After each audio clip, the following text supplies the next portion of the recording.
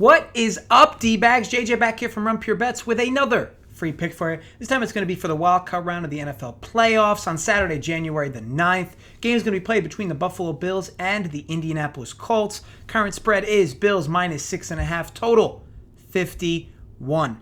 So a quick recap of last week because that's what we do here. I won the Alabama team total under 42.5 from the solo vid versus Notre Dame, but I did drop my best bet with the Bucs team total under 29.5 versus the Falcons from the Sunday AM vid with Holden. Holden picked up the show though with Watson over 20.5 fantasy points and Darwin Thompson anytime touchdown. My own best bets ended the year 11-6 on the Sunday AM show, so look, no complaints for me.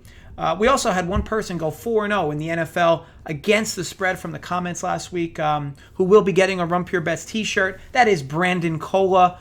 Congrats on the great week, my man. We will be sending a shirt your way. As always, though, we will run it back. Post your NFL plays against the spread, 4 of them in the comment section for this weekend's games in the NFL. Go 4-0, earn yourself a free shirt. Look, do not be shy, mofos. Well, look, it has been a while since I've given out some life advice in these videos. So look, the time has come. Today we're going to be talking about a very important topic that does not get the airtime it deserves. Get your pen and paper out, mofos. This shit is vital, okay? Gas station squeegees, okay? What are gas station squeegees, you may ask? These are the items that gas station attendants use from time to time. Clean off your front, back windshield, sometimes even your side windows. But look, don't ever actually let this happen. So let's walk through a scenario, right? You pull up to the gas station thinking you're only getting gas. Hey, Chief, can you fill it up premium for me, please? Thanks, appreciate it. Then the guy takes care of it, right? Now, I can already see the feminists thinking, why does the gas attendant have to be a guy? Okay, tell you what, you show me a female gas attendant, I'll show you my third testicle. Okay, back to business. So this guy sets you up with gas, you think you're all set. This guy's probably going to go back to jerking off. Guess again. This guy walks over to the squeegee and dips it into this bucket of what we believe to be water. But here's where my Hardy Boys skills have come in.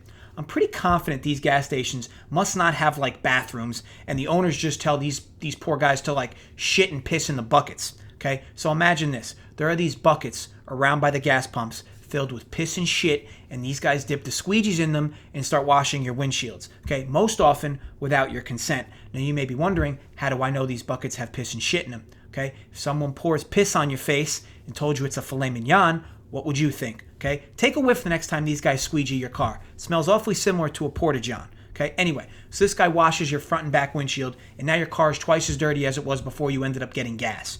Here's the kicker. You actually have to tip these guys, otherwise you're a D-bag. Okay, good work, my man. Here's $5. It's actually going to cost me another $50 at the car wash too. Really appreciate it. When I see these guys try to squeegee my car, I actually give the guy $10 not to do it, okay? He's usually left scratching his head, but I found this is actually best for all parties involved. Moral of the story, gas stations are where you get gas.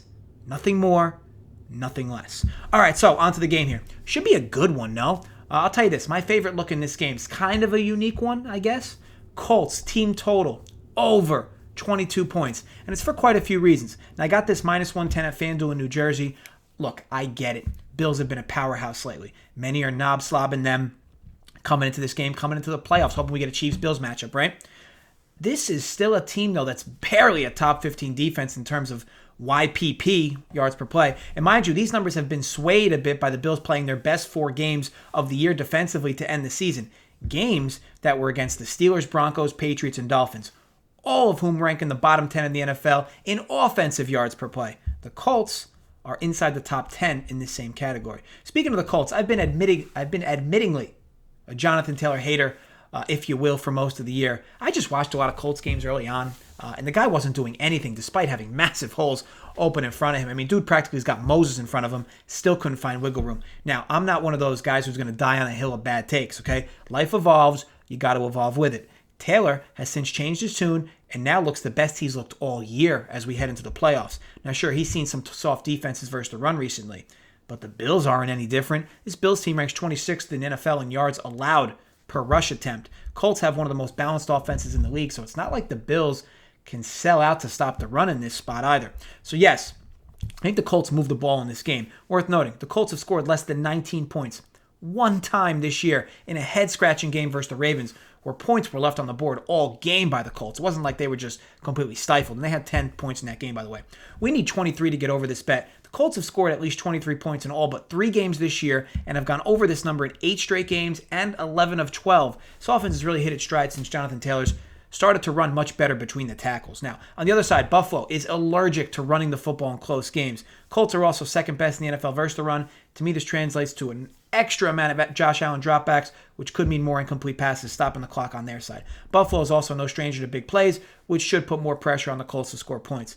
Phillip Rivers, always vulnerable to a turnover or two, but the Colts are the second best team in the NFL in sacks taken, so it's clear Rivers has been getting the ball out quickly. Now, we know he has a good line in front of him, also separate from that.